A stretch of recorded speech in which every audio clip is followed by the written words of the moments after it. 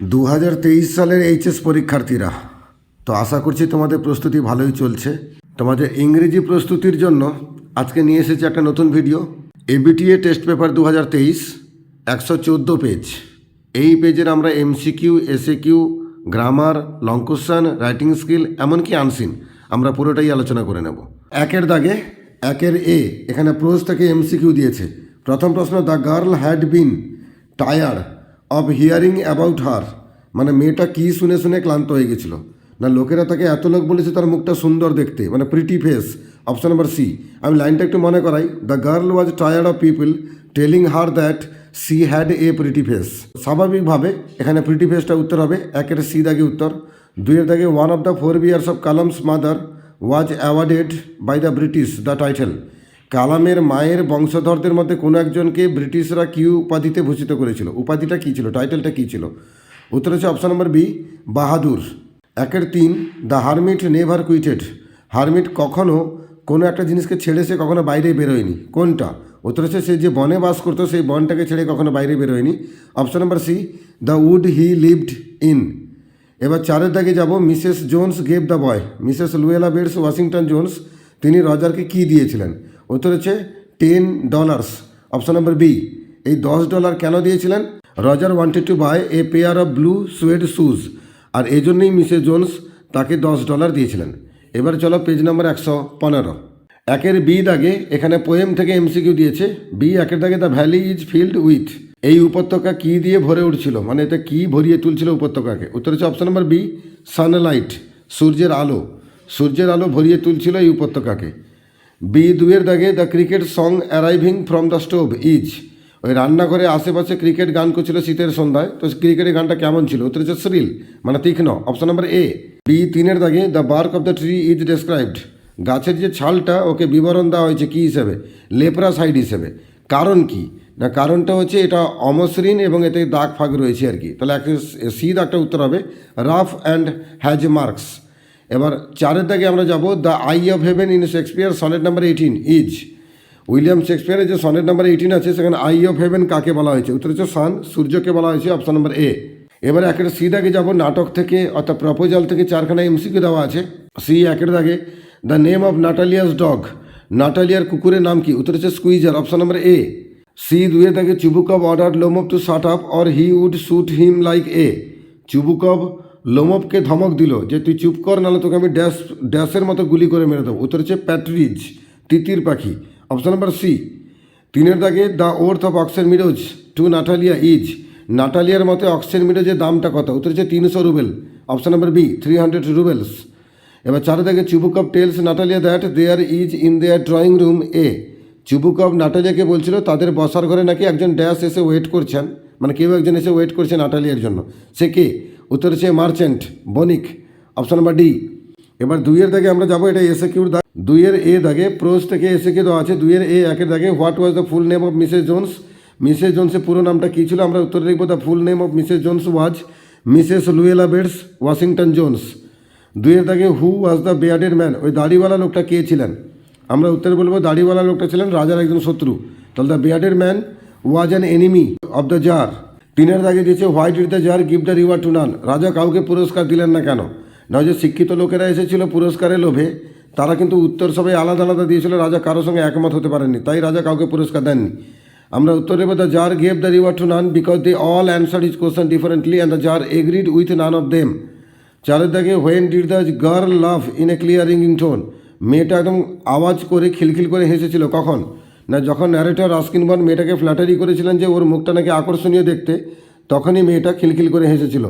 When the narrator Ruskin Bond made a flattery with the girl by saying that she had an interesting face, comma দিয়ে, then the girl laughed in a clear রিংিং tone.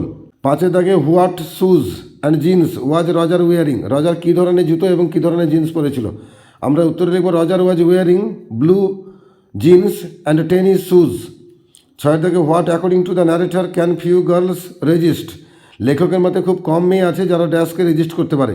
উত্তর হচ্ছে, according to the narrator few girls can resist flattery. 7-এর দাগে দিয়েছে, what was the name of APJ Abdul Kalam's mother. আমরা উত্তরে লিখব, এপিজে আব্দুল কালামস মাদার ওয়াজ আসিয়াম্মা। 8-এর দাগে, where did Kalam's father go every morning after the namaz. নামাজের পরে প্রত্যেকদিন সকালবেলা কালামের বাবা কোথায় যেতেন? উত্তরে আমরা লিখব Kalam's father went every morning after the namaz to a coconut grove owned by them, মানে তাদের নিজেদের একটা নারকেল বাগান ছিল, সেই নারকেল বাগানে তিনি প্রত্যেকদিন সকালবেলা যেতেন ভোরবেলা নামাজ পড়ার পর। এবার 2-এর বি দাগে যাবো আমরা, পোয়েম থেকে SAQ। 1-এর দাগে where will green twigs rise from, সবুজ ছোটো ছোটো ডালাপালা গজায় থেকে। Green twigs will rise from close to the ground. Actually মূলকে যখন কেটে নেওয়া হচ্ছে, গাছটাই কেটে নেওয়া হচ্ছে, তখন মাটিতে কিছু একটা অংশ বসে থাকে, ওই অংশ থেকে আবার সবুজ সবুজ ডালাপালা গজায়। 2-এর দাগে how does the stream look like in the asleep in the valley. Asleep in the valley কবিতায় উপত্যকায় যে নদীটা প্রবাহিত হচ্ছিল, সেই নদীটা কেমন দেখতে ছিল? উত্তর হচ্ছে the stream looked like a silver belt or silver line. 3-এর দাগে shall I compare thee to a summer's day, who is thee refer to here. আমরা এখানে উত্তরে লিখব thee refers to the poet's young friend. 4-এর দাগে where does the tree's strength lie. গাছের যে প্রধান শক্তি নিহিত রয়েছে কিসের মধ্যে? আমরা লিখব tree's strength lies in its root, তার মূলের মধ্যে রয়েছে প্রধান শক্তিটা। 5-এর দাগে what is the soldier's pillow made of. সৈন্যটা বালিশটা কী দিয়ে তৈরি? উত্তর লিখব the soldier's pillow is made of fern. 6-এর দাগে what type of poem the poetry of earth. The poetry of আর্থটা কেমন কবিতা? উত্তর লিখব the poetry of earth is a Petrarchan sonnet. 7-এর দাগে and every fair from fair sometime declines. প্রতিটা সুন্দর বস্তু থেকে সৌন্দর্য একটা না একটা সময় চলে যায়। হু রোড দিস লাইন, এই লাইনটা কে লিখছেন? উত্তর হচ্ছে William Shakespeare wrote this line. William Shakespeare এই লাইনটা লিখেছেন, তার সনেট নাম্বার 18-এ। 8-এর দাগে why do birds hide in the cooling trees. পাখিরা ঠান্ডা গাছে গিয়ে লুকোয় কেন? উত্তর আমরা লিখব the birds hide in the cooling trees because they are faint with the hot sun. পাখিরা গিয়ে ঠান্ডা গাছে লুকোয় কারণ তারা ক্লান্ত বিধ্বস্ত হয়ে যায় গরম রোদে। এবার আমরা 3-এর দাগে যাব। 3-এর দাগটা লং কোশ্চেনের দাগ, তো প্রোজ থেকে লং কোশ্চেন। আমরা সবকটা কোশ্চেন নিয়ে আলোচনা করব। 3-এর এ দাগে আওয়ার লোকালিটি ওয়াজ প্রিডমিনেন্টলি মুসলিম। আমাদের এই এলাকা ছিল মুসলিমদের দ্বারা পূর্ব অধিকৃত। হু ইজ দ্য স্পিকার, কে বলছেন? আমরা উত্তর লিখব APJ Abdul Kalam is the speaker. Describe the locality where the speaker lived. সেই এলাকার বিবরণ দাও যে এলাকায় কালাম বসবাস করতেন। আমরা লিখব Kalam lived in a small town Rameswaram. It was situated in the erstwhile Madras state. It was mainly dominated by Muslims, but there were quite a lot of Hindu families also, and the Hindu people and the Muslim people lived together amicably. They did not quarrel, and there was an old mosque. Mainly, Rameswaram was famous for its Shiva temple. তারপরে বলেছে what picture of the communal harmony do you find in this description. এই বিবরণে তুমি সাম্প্রদায়িক সংগতির কী বিবরণ পাচ্ছ? আমরা বলবো both the Hindu people and the Muslim people lived in Rameswaram. They were like friends, they never quarreled, and they lived together happily. So a perfect picture of communal harmony was found in Rameswaram. এবারে চলো page number 116। 3-এর B দাগে you gonna take me to jail. আপনি কি আমাকে জেলে নিয়ে যাবেন? Who asked this question and to whom. এই প্রশ্ন কে করছিল এবং কাকে? উত্তর আমরা লিখব Roger asked this question to Mrs Jones. When did the speaker ask this question. বক্তা এই প্রশ্ন কখন করছে? না, Mrs Jones took Roger home and she released Roger in the middle of her room. She ordered Roger to go to the sink and wash his face. Roger went to the sink and bending over the sink while washing his face, he asked this question if Mrs. Jones was going to take him to the jail. পরের question যে what reply did the speaker gate. বক্তা এক্ষেত্রে কী উত্তর পেলেন, মানে Roger এক্ষেত্রে কী উত্তর পেল? না, Mrs Jones replied that she would not take him to nowhere because Roger had a dirty face. 3-এর সি দাগে যাব। এখানে কোশ্চেন দিয়েছে, নাম্বারটা দেখে নিচ্ছি 2 + 3 + 1, মানে এখানে সবগুলো কোশ্চেনই স্কোরিং দেওয়া আছে। Why did the bearded man want to kill the tsar. ওই দাড়িওয়ালা লোকটা রাজাকে মারতে চেয়েছিল কেন? আমরা বলবো the bearded man wanted to kill the tsar because the tsar killed his brother and snatch his property and so the bearded man became an enemy of the tsar, so he wanted to kill the tsar. Why did he beg for forgiveness. সে ক্ষমা চাইলো কেন? না, the bearded man resolved to kill the jar on his way back, so he came to the wood, but the jar's bodyguard wounded him and he would have died if the jar did not nurse him. So he came to kill the jar, but the jar saved his life. So he understood his own fault, so he asked for forgiveness to the jar. What did he promise him? সে রাজাকে কি promise করেছিল? না, he promised the jar that he would serve the jar as his most faithful slave. He would bid his sons to do the same. এবার 3 D দাগে yes this is the best time, হ্যাঁ এটা একদম সঠিক সময়। Who is the speaker, কে বলছেন, বক্তাটা কে? না, এটা উত্তর হচ্ছে the narrator Ruskin Bond is the speaker. What time is refer to here, এখানে কোন সময়ের কথা বলা হচ্ছে? না, October is refer to here. তো why according to the speaker is it the best time, বক্তার মতে এই অক্টোবরটা সবচেয়ে ভালো সময় কেন? না, in October Mussoorie looks very beautiful, the hills are covered with wild dahlias, sun is delicious, the roads are almost deserted because the tourists go back home, and people wander about in the daytime, and at night they sit around the log fire and drink a little brandy. This is very enjoyable in Mussoorie, so October is the best time to visit Mussoorie. এবার 4 দাগে যাব poem থেকে long question. এখানে আমরা 4টা প্রশ্ন নিয়ে আলোচনা করব। Justify the title of the poem asleep in the valley, asleep in the valley কবিতার নামকরণের সার্থকতা বিচার করো। এই প্রশ্নের উত্তর আমি আগের ভিডিওতে আলোচনা করেছি, তবু আজকে আরেকবার বলে দিচ্ছি। আসলে এই কবিতায় সে ভ্যালির বিবরণ দিতে হবে, সৈন্যটা শুয়ে আছে সে কথা বলতে হবে, আর লাস্টে তোমার একটা মন্তব্য দিয়ে উত্তরটাকে শেষ করতে হবে। Arthur Rimbaud describes a beautiful valley in his poem. The valley was very beautiful, small and green, and it was surrounded by hills, and it had the green trees, flowers and fern. A small stream was flowing there. So this was a very beautiful valley covered with sunlight. A young soldier was lying there. He was lying open-mouthed with a hand on the breast, and nobody was disturbing him. He was lying peacefully.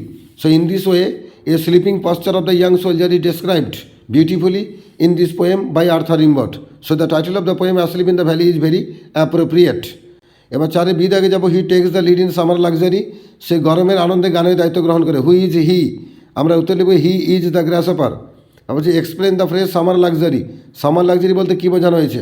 আমরা উত্তর লিখব the fun and joy of summer is called the summer luxury. What picture of summer is presented in the poetry of earth, poetry of earth কবিতায় সামারের কোন ছবি তুলে ধরা হয়েছে? আমরা বলবো in the octave part John Keats describes the summer in his poem. For the scorching heat of the sun, the birds stop singing. They hide in the cooling trees. Then the grasshopper takes the lead. He runs from hedge to hedge and in the new moon meadows, and he sings continuously. He never stops singing. When he is tired a little for fun, then he takes rest very easily beneath some pleasant weed. In this way, a picture of summer is presented in the poem The Poetry of Earth by John Keats. 4 C দাগে, but thy eternal summer shall not fade, কিন্তু তোমার চিরন্তন সৌন্দর্য কখনো ম্লান হবে না। Who is the poet of the line quoted above, এখানে যে লাইনটা দেওয়া হলো এই লাইনের কবির নাম কি? আমরা উত্তর লিখব William Shakespeare is the poet of the line quoted above. Whose eternal summer is being refer to here, এখানে কার চিরন্তন সৌন্দর্যের কথা বলা হচ্ছে? আমরা বলবো the eternal summer of the poet's young friend is being refer to here. What does eternal summer mean? Eternal summer means the endless beauty. Why shall not thy eternal summer fade? ওই কবির বন্ধুর সৌন্দর্য কখনো ম্লান হবে না কেন?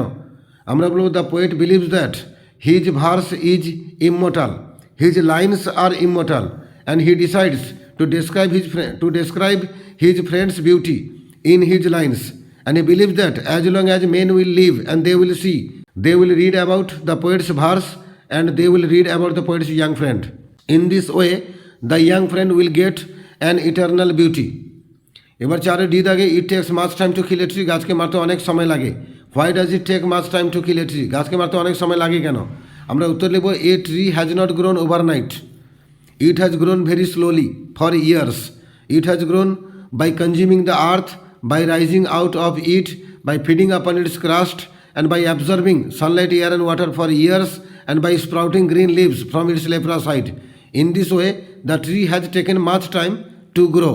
So this is not very easy to kill a tree, and it takes much time to kill a tree. How is the tree according to the poet finally killed? কবির মতে গাছকে অবশ্যই মারা যাবে কি করে? The poet says that the tree can be killed by some little processes. At first, the root is to be tied and roped, and it is pulled out from the anchoring earth. It is actually snapped out from the anchoring earth.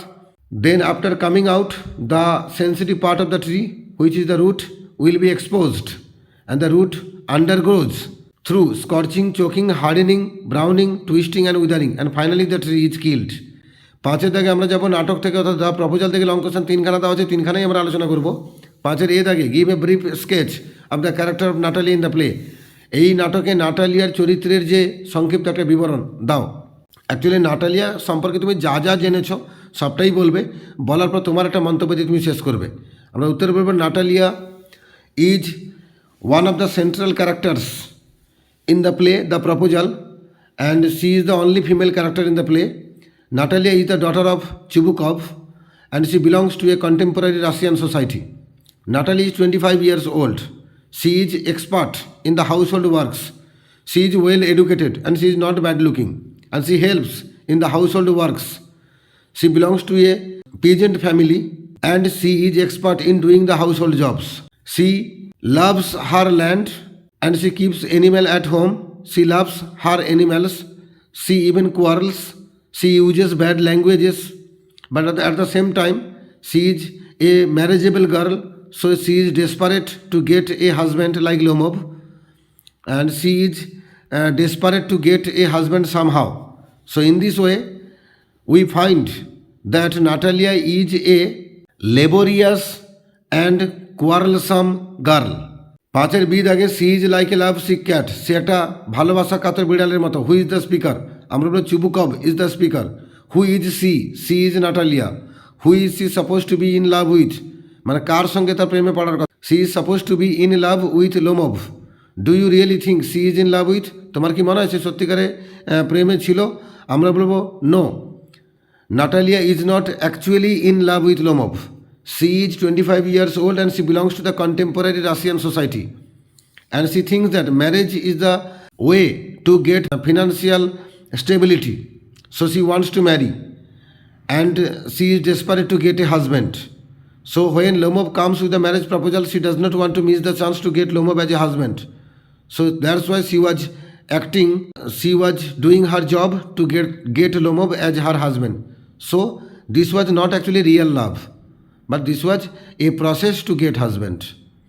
এবার পাঁচের C দাগে justify the title of the play the proposal. The proposal নাটকের নামকরণের সার্থকতা বিচার করো। এই প্রশ্নের উত্তরটা আমার চ্যানেলে অলরেডি আলাদা করে আপলোড করা আছে। তোমরা আমার চ্যানেলে যাবে, প্লে লিস্ট ক্লিক করে ক্লাস 12 ভিডিওগুলো বার করবে, সেখানে একটা ভিডিও অলরেডি আপলোড করা আছে দ্য প্রপোজাল টাইটেল অথবা থিম, সে ভিডিও সেখানে আপলোড করা আছে, সেখানে তোমরা নোটটা পেয়ে যাবে। ছয়ের দাগে যে আমরা যাবো, এটা টেক্সচুয়াল গ্রামার। ছয়ের এ একের দাগে the guard blew the whistle, by chance করতে বলেছে, আমরা উত্তর দেবো the whistle was blown. Blown মানে BLOWN, blown by the guard. দুই দাগে Kalam's father said this is not a correct approach at all and should never be followed. আমরা উত্তরে লিখবো Kalam's father said that, linker word একটা দ্যাট হলো, আবার প্রশ্নের তাকাও একটা দিস আছে, এই দিসটা পাল্টে আবার দ্যাট হবে, তাই পরপর দুটো দ্যাট হয়ে যাবে। অ্যান্সারটা আবার বলছি, Kalam's father said that was not a correct approach at all and should never be followed. তিনের দাগে she was standing so close that the perfume of her hair was tantalizing. সে এতটাই কাছে দাঁড়িয়েছিল যে তার চুলের সুগন্ধটা প্রলুব্ধকর হচ্ছিল। স্প্লিট করতে বলেছে। আমরা প্রথম বাক্যে লিখব she was standing very close, একটা বাক্য। সেকেন্ড বাক্যে লিখব the perfume of her hair was tantalizing। চার দাগে this is the best time, এটাকে নেগেটিভ করতে বলেছে, আমরা বলবো no other time is as good as this। পাঁচের দাগে I wished to kill you, এটাকে নাউন ফর্ম লাগাতে বলেছে উইশড, তার উত্তর হবে I had a wish, WISH, wish to kill you. ছয়ের দাগে my mother's lineage was the more distinguished, degree change করতে বলেছে, তাহলে আমার মায়ের বংশটা বেশি উল্লেখযোগ্য ছিল, কার থেকে? আমার বাবার বংশের থেকে। উত্তরে লিখব my father's lineage was not as distinguished as my mother's. এবার ছয়ের বি দাগে যাব, আর্টিকেলস আর প্রিপোজিশনস দিয়ে ফিল ইন দ্য ব্ল্যাঙ্কস আছে। আমি উত্তর সহ লাইনগুলো পড়ে দিচ্ছি। There was some confusion in the doorway, a man getting in to the compartment stammered an apology, then the door banged and the world was shut out again and I returned to my berth. এবার চলো page number 117। ছয়ের C দাগে common error দিয়েছে, একটা বাক্য দিয়েছে, সেখানে ভুল শব্দ আছে ইন্টারেস্টেড, এই শব্দটা ভুল আছে, এটা পাল্টালে সঠিক শব্দ হবে ইন্টারেস্টিং, তাই বাক্যটা আমরা লিখে দিয়ে আসবো পরীক্ষায়, well an interesting face can also be pretty. এবার সাতের দাগে যাবো আনসিনটা পড়ছি, মধ্যে শোনো। ডিউরিং দ্য মিডল এজেস, মধ্যযুগে, allegory was the most popular form of literature. মধ্যযুগে অ্যালিগরি মানে রূপক, এই রূপক ছিল সাহিত্যের একটা অন্যতম জনপ্রিয় পদ্ধতি।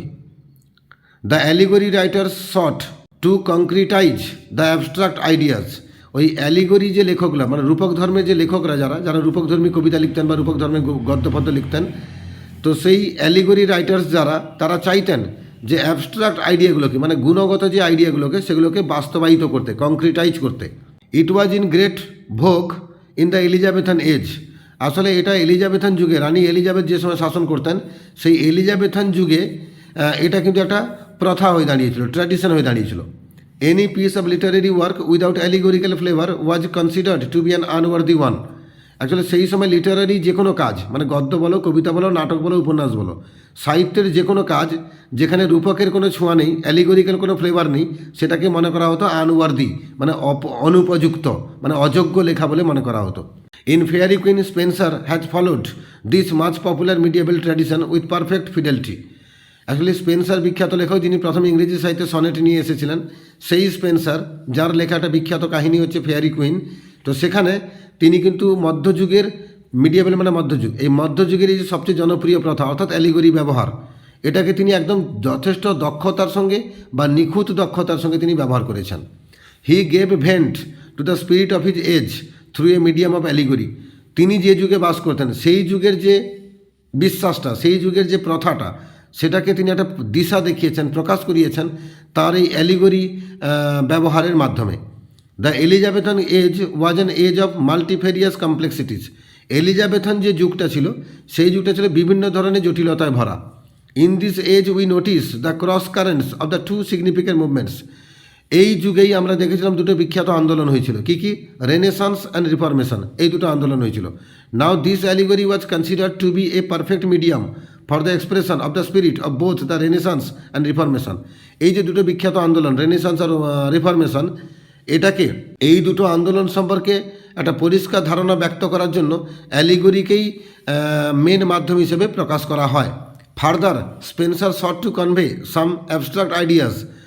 আর তারপরেও স্পেন্সার চেষ্টা করেছিলেন কিছু গুণগত আইডিয়াকে জনসমাজে তুলে ধরতে। And for this purpose the allegory proved itself to be a meet and fitting medium. আর এই উদ্দেশ্যে অ্যালিগরি পরবর্তীকালে প্রমাণিত হয়েছিল একদম যথাযোগ্য মাধ্যম হিসেবে। থ্রু সাম কংক্রিট সিম্বলের মধ্য দিয়ে অর্থাৎ সংকেতের মধ্য দিয়ে the abstract values and or ideas মানে গুণগত মূল্য এবং ধারণাগুলো have been expressed with a remarkable ভিভিডনেস। এগুলো প্রকাশিত হয়েছে একটা উল্লেখযোগ্য পরিচ্ছন্নতা দিয়ে। আমরা এখানে ট্রুফল যাব। এই একের দাগে Spenser wrote Faerie Queene, Spenser লিখেছিলেন ফেয়ারি কুইন, অবশ্যই ট্রু, টি লিখব। Allegory was the most popular literary genre in the medieval age. মধ্যযুগে অ্যালিগরি ছিল সাহিত্যের একটা ধরন, লেখার একটা পদ্ধতি, অবশ্যই ট্রু, টি লিখব। Spenser was the typical product of the romantic age. Spenser ছিলেন রোমান্টিক যুগের একজন মার্কা মারা কবি, অবশ্যই ভুল কথাটা, ফলস হবে, তিনি রোমান্টিক এজে ছিলেন না, তিনি এলিজাবেথান এজে ছিলেন। The allegory writer sought to concretize the abstract idea. Allegory লেখকরা তারা গুণগত আইডিয়াগুলোকে বাস্তবায়িত করার চেষ্টা করতেন, অবশ্যই ট্রু, টি লিখব। আবার বি একের দাগে how did Spenser give vent to the spirit of his age. Spenser তার যুগের যে বিশ্বাসটা সেটাকে কী করে দিশা দেখিয়েছিলেন। উত্তরে আমরা লিখবো, এটা পাবে তোমরা টেক্সটেই পাবে, he gave vent to the spirit of his age through the medium of allegory. উত্তর হয়ে গেল। দুয়ে থেকে what do we notice in the Elizabethan age. আমরা এলিজাবেথান এজে কী নোটিস করেছি, মানে দুটো আন্দোলন নোটিস করেছি, দুটো আন্দোলনের নাম লিখে দিলে 2 নম্বর পেয়ে যাবে। আমরা উত্তর লিখব, in this age we notice the cross currents of the two significant movements Renaissance and Reformation. তারপর 3 দেখছে mention the two great literary movements as stated in the above text. দুটো লিটারেরি আন্দোলন হয়েছিল, এই টেক্সটে উল্লেখ করা আছে। সেই আন্দোলন দুটো নাম কি? সেই একই প্রশ্ন, দুটো আন্দোলনের নাম হচ্ছে রেনেসান্স এবং রিফরমেশন। আমরা লিখব, the two great literary movements as stated in the above text আর রেনেসান্স অ্যান্ড রিফরমেশন। এবার আমরা 8 জায়গায় যাব। 8 এতে দিয়েছে, write a letter to the editor of an English daily about the soaring prices of petrol, diesel and daily commodities. এটা editorial letter, নিত্য প্রয়োজনীয় দ্রব্যের দাম বাড়ছে, এটাকে নিয়ে তোমার দুশ্চিন্তা জানিয়ে তুমি খবর কাগজের সম্পাদককে চিঠি লিখবে। আমরা প্রথমে লিখব টু, তার নিচে লিখব দ্য এডিটর, তার নিচে লিখব দ্য স্টেটসম্যান, তার নিচে লিখব 4 নম্বর চৌরঙ্গি স্কোয়ার, তার নিচে লিখব কলকাতা 700001।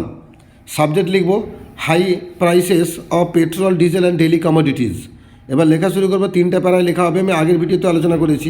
প্রথম প্যারায় লিখব, dear sir, with due respect and honour, I beg to state that I need a space in your newspaper to ventilate my grievance about the said subject.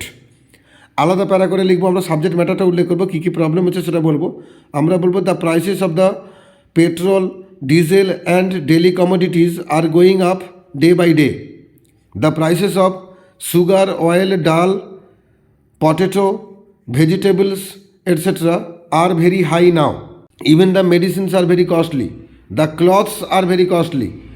Due to the high prices of petrol and diesel, the fare cost is also increasing. So, the poor people are facing a lot of problems every day. And the things, the daily commodities are beyond touch. So, this is really a problem. People should get relief from this hazard. But at the second para শেষ হলো। Third প্যারা লিখবো, আমরা request করবো, so I request you to highlight my subject in your newspaper so that the people become aware and the concerned authority takes any required step. লেখা শেষ হলো। নিচে লাইনে বাম দিকে লিখবো থ্যাংক ইউ, ডান দিকে লিখবো ইয়োর্স ট্রুলি, কমা দেবো, তার নিচে তোমরা তোমার নিজের নাম লিখবে, নামের নিচে পুরো ঠিকানা দেবে। আর বাম দিকে যে থ্যাংক ইউ লিখেছো, থ্যাংক ইউর তলায় তারিখটা দিয়ে দেবে, ডেটটা দিয়ে দিবে।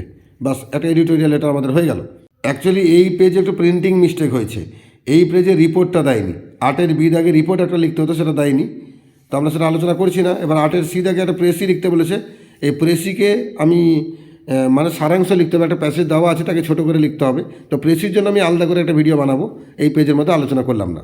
তো এইভাবে আমার এবিটি এর আলোচনা করা পেজগুলো আমার চ্যানেলে অলরেডি আপলোডেড আছে। তোমাদের সুবিধার্থে, তোমাদের সাহায্য করার উদ্দেশ্য নিয়ে আমি এই ভিডিওগুলো বানিয়েছি। আশা করছি তোমরা পড়বে, এখান থেকে উপকৃত হবে, এবং আর তোমরা যতটা পারবে তোমাদের বন্ধুদের সঙ্গে শেয়ার করো, যাতে সকলেই এই ভিডিওটা থেকে তাদের এইচএস প্রিপারেশনের সুযোগটা ভালো করে পায়।